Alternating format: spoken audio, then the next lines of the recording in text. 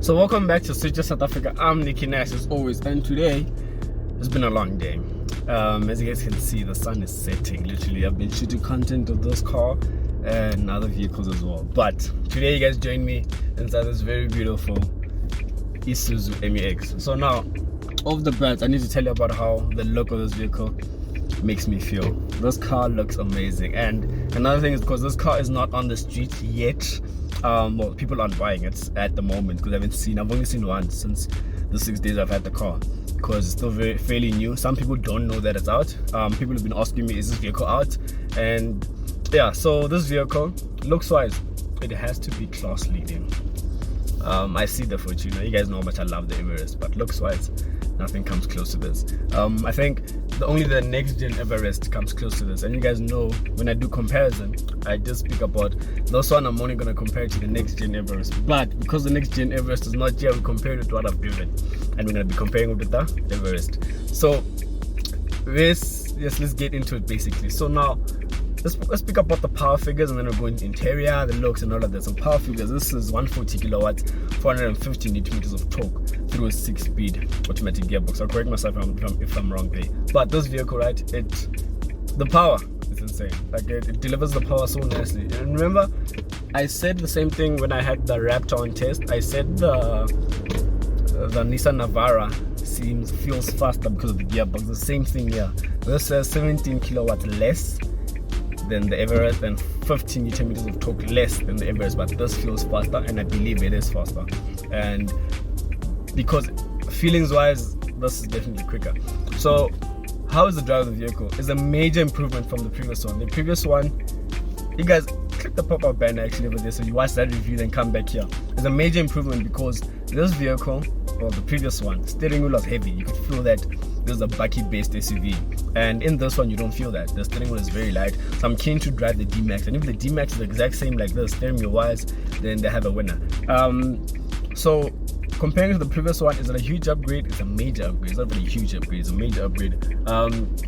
The steering wheel input has improved. It's much lighter. The power delivery is much better. The drive of the vehicle is much more enjoyable. And another thing that you guys know, fuel is quite high, and this vehicle fuel efficiency is amazing. I'm not sure about the claim fuel efficiency, but I'll put it down there. But I've been averaging 8.7. Well, the lowest I went is 8.7. I'm currently sitting at 8.8 right now. And when I do compare it with the Everest has been a lot. So fuel wise, this is way better than the Everest. And speaking of the Everest, a friend of mine, Kumbi, click the link in the description to go to his channel or his website. So because he does written reviews, he has the Everest as well. And funny enough, it's behind me. It's gonna come on my side here. If it does, let me slow down. You guys should be seeing a white Everest there. So yes, the Everest, just take a look. It should be popping up there. There's the Everest. It's right here on my side. So comparing it to the Everest, fuel wise is way better than the Everest. There it is, right there. Fuel wise is way better than the Everest. That's where I think why I would lean more to this, because of the fuel. The fuel, this is much better. I've done 698.4 kilometers, and my range is setting at 210 to empty. So you can easily get 800 to 900 on a full tank of this, which you can achieve in the Everest. I think the Everest you can go the most, like at max. Well, at max that I can achieve in the Everest, knowing myself, it's 7. But here I'm literally sitting on 7. I still have a quarter of a tank. So fuel wise is way better than the Everest. Interior quality, the Everest is a bit better. But features wise, this is better than the Everest. This has an electronic handbrake. So what does that mean? This car has auto hold. Do I like the auto hold? Yes, I do. But what don't I like? What I don't like is the safety features of this. And when I'm speaking about the safety features now, instead of where I say 3 things I don't like, is because there's a lot. So safety features of this thing is too safe. When you're reversing, right, electronic handbrake, you're reversing, you put the handbrake down, you reverse.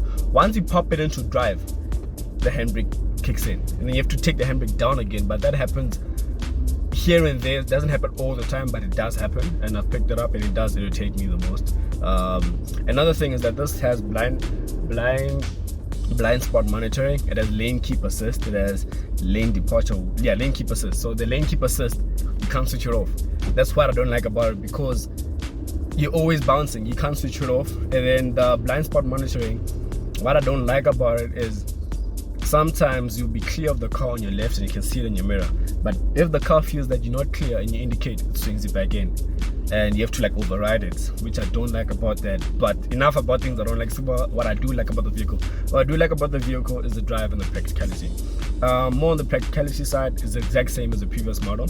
And interesting enough, like you guys know, I don't sit in the back of the vehicles, my friends do. And in the Everest I spoke about the amount of space there is, you know. And here's the thing, my friends told me that in the second row of seats the Everest is superior. It's superior than this, but in the last row, the third row of seats, the Everest is not.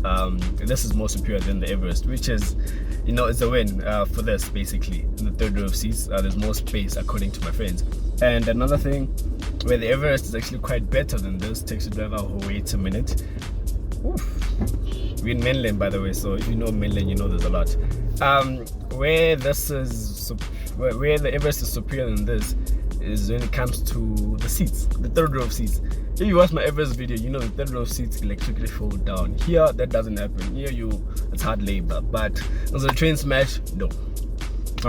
It's not a train smash. What does make this thing a train smash for me? It has to be the safety features. But above that, this vehicle is honestly, from the previous generation, Isuzu has stepped up, and I appreciate Isuzu for listening to some of my concerns of this vehicle. They've stepped up, and big up to them. So now let's speak about 3 things I like and 3 things I don't like. And we're gonna, you know, we do this side. We start with the bad. And bad 1 is the safety features. You guys know I've spoken about that. I don't like the safety features. 2, I don't like the sound system because it's almost the exact same as the previous one, and I expected an upgrade. So the Everest is superior in that aspect.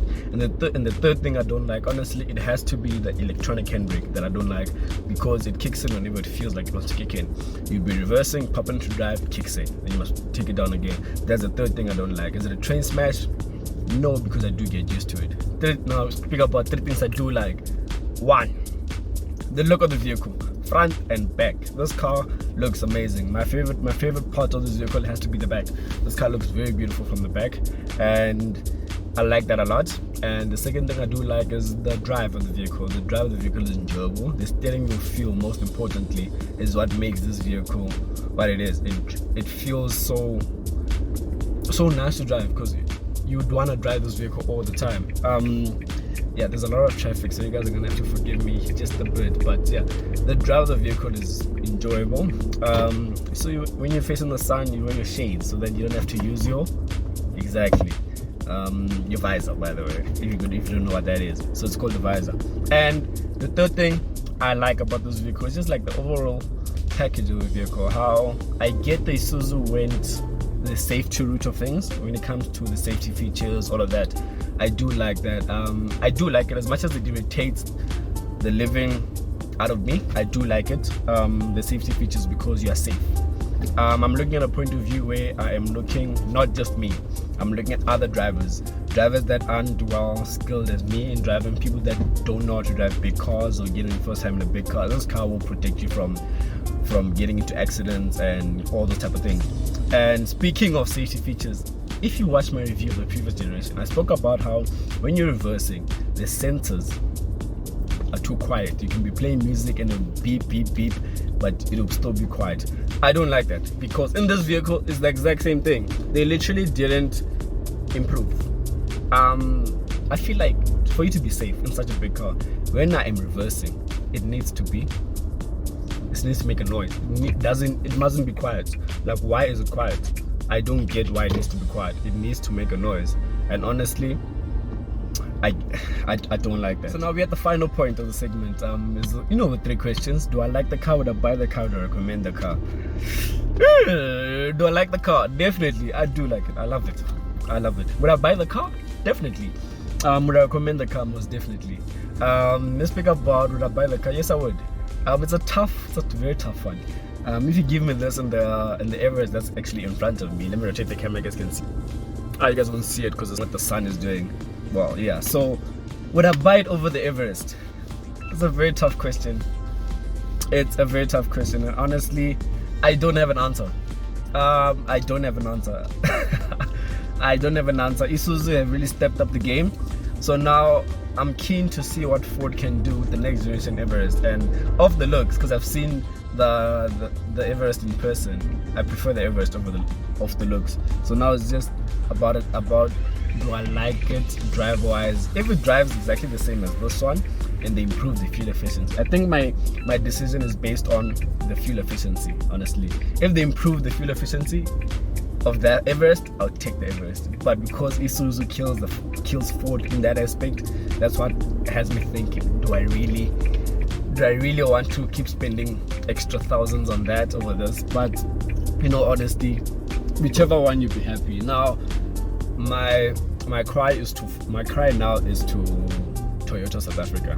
I've gotten these cars from Ford, gotten it from Isuzu. So now Toyota South Africa, the pressure's on you. My audience, comment down below you wanna see Fortuna. Just say Fortuna in the comments. Don't mind me, I'm mentioning them more. Just give me a second. So yes, so just comment down below, comment Fortuna, and I'll email Toyota, and hopefully they'll be like, Nikki, here's a Fortuna. Because right now I'm gonna be, my mind, if people are to ask me which one would you buy, I'm obviously gonna say look at an Everest, look at an MUX. I won't say look at a Fortuna because I haven't driven a Fortuna. So I don't recommend things that I haven't driven, because hey, you never know what could happen. So Toyota South Africa, the pressure's on you now. So you gotta do the most. And Toyota South Africa, we're gonna be reviewing bakkies as well, so bring the highlights as well. But guys, I'm at the end of the review. This is the top of the range full spec MUX. So if you're joining this video if you're joining our membership through this video, it only makes sense for you to go and get which one? The full spec membership. So guys, please do join our membership. It helps me grow as a person, as a channel. And yeah, I'm Nikki Nash from Isuzu South Africa, and without any further ado, guys, I love you. Keep it locked. Let's get it.